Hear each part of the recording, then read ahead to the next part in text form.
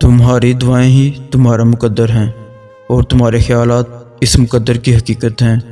تم جب جب اللہ کے روبرو دعا کے لیے ہاتھ اٹھاتے ہو تب اللہ تمہارا مقدر تمہاری رضا کے مطابق بدلتا ہے۔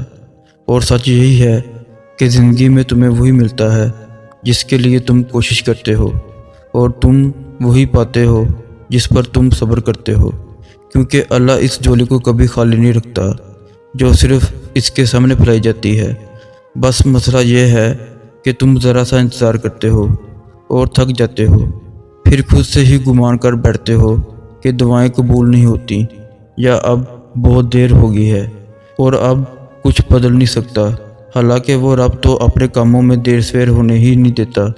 جو تمہیں دیری لگ رہی ہوتی ہے وہ دراصل اس کی حکمت ہوتی ہے، اور جو بھی تمہیں ملتا ہے اپنے اور صحیح وقت پر ہی ملتا ہے۔ تو پھر ڈر کے ان وسوسوں کو کبھی جیتنے مت دینا، ذرا سی تاخیر پر مایوس مت ہو جانا۔ حالات کتنے ہی کیوں نہ مشکل ہو جائیں، تم دعا کرنا کبھی مت چھوڑنا، کیونکہ اس کا ایک کن تمہاری صدیوں کا کام لمحوں میں کر سکتا ہے، اور جو دعا کا خیال تمہارے دل میں لا سکتا ہے وہ اس خیال کو تمہارے مقدر بنانے پر بھی قادر ہے۔